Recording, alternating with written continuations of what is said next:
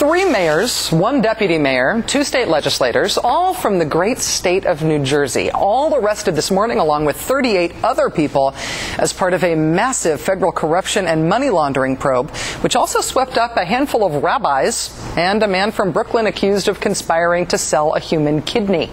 For $160,000, he would sell you a kidney. He also promised to entice people to give up their kidneys for just $10,000. It's kind of a nice margin. The arrested New Jersey public officials are all charged with taking bribes and illegal money. The details are straight out of The Sopranos, including $97,000 in cash allegedly stuffed into an Apple Jacks box and then passed on to one of the perps. The New York Times says the FBI is anticipating confiscating so much actual cash in this sting that they're considering borrowing money counting machines from a federal credit union in order to process it all. According to the complaints filed today, State Assemblyman Daniel Van Pelt allegedly took $10,000. Assemblyman L. Harvey Smith allegedly took $15,000. Jersey City Deputy Mayor Leona Baldini allegedly took $20,000. Secaucus Mayor Dennis Elwell allegedly took $10,000. Ridgefield Mayor Anthony Suarez allegedly agreed to take $10,000. And Hoboken Mayor Peter Camerano allegedly took $25,000, including a $10,000 bribe he took just last Thursday. That would have been his 16th day in office. For American politics generally, this is incredible. For New Jersey politics, meh. One of Mayor Camerano's predecessors, former Hoboken Mayor Anthony Russo, was convicted 5 years ago of taking hundreds of thousands of dollars in bribes from a city accountant and a city business owner. He got more than 2 years in prison. Just yesterday, another New Jersey assemblyman and former Perth Amboy Mayor Joseph Vass was indicted for at least the 3rd time this year alone. This time he's accused of knowingly accepting illegal campaign contributions. And in totally unrelated news, tomorrow, former New Jersey State Senator Wayne Bryant will be facing up to 10 years in the pokey at his sentencing on bribery and pension fraud charges. And big stings like today, where they arrest a whole bunch of people at once, these aren't even new in the Garden State either. It was just 2 years ago that the FBI arrested 11 public officials in towns across New Jersey and charged them with taking bribes as well. Among those arrested in that sting, 2 state lawmakers, 2 mayors, and 3 Pleasantville, New Jersey city councilmen. That's pleasant. All told, since 2001, more than 130 New Jersey public officials have pled guilty or been convicted of corruption. Not in the history of the state, not since it wasn't, since colonial times, since 2001. In the words of acting U.S. Attorney in the state, Ralph Mara Jr. today, corruption among New Jersey politicians is, quote, a way of life.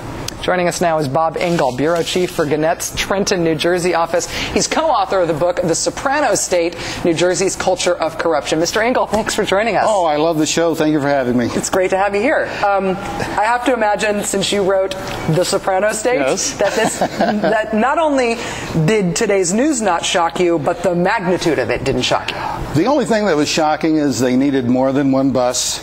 Ordinarily, when they take these guys down, it's maybe a third of that, and they can get them all in one bus. But today, they had to have 3 buses or something.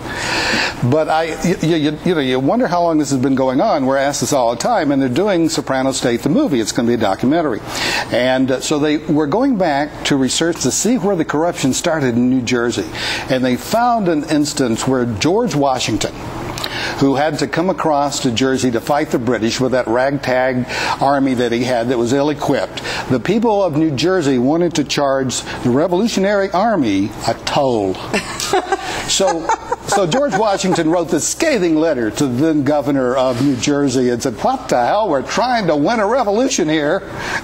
He wrote back, "Forget about it. Forget about it." Obviously New Jersey seems more corrupt than your average state. There is a way to defend it, though. There is. You could say that New Jersey corrupt officials just get caught more. Could you make that case? No, I don't think you can. I think it is the most corrupt in the state, and people ask us who live there, and I'm not a native New Jerseyan, but they asked, why would you want to live in a place like that? And I said, where else could you have that much entertainment?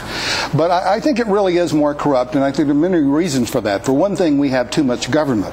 When we were writing The Soprano State, we tried to figure out some way of comparing how much government we have to the rest of the country. And so we came up with census figures that said that around the average number of government workers in the country is something like 6 per square mile. In New Jersey, it's 81. In New Jersey, there is a sense of entitlement. People think they get elected to office, and that gives them the right to steal as much as they can. But I gotta say, though, I mean, if you're talking about like Alaska versus New Jersey, like I would want more elected officials per square mile of New Jersey. There's a lot more people in it than a square mile of Alaska or Nevada or any of those things. I mean, what seems remarkable is that you look at these guys, 44 people arrested today, a number of them public officials. They were all getting away with something like this for a long time before today happened. That's why you can end up taking $10,000 on your 17th day in office. Is there a law enforcement problem in New Jersey, which means that these guys always get away with it at the state level? It takes the feds to come in and clean it up. That's exactly what it is. Yeah. The New Jersey Attorney General's office seems to be dedicated to the proposition that when anyone of a high profile gets caught or is accused, that gets swept under the carpet. They go for the low-hanging fruit, the people that you have never heard of. But the high-profile people seem to somehow get by with it. We had a thing called the Schools Construction Corp, which was supposed to build new schools, and primarily in poor areas.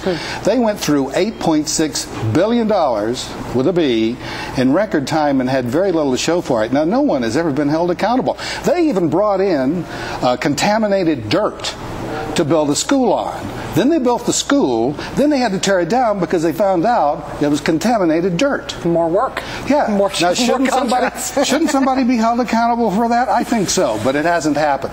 It's a part of the culture that they have in New Jersey. Everyone just goes along with this system, and there are people who aren't in government. I heard a guy call into a talk radio show this morning and said, I don't think this is a good idea at all. And the host said, why not? And he says, well, because my family and my friends are going to lose money because of this.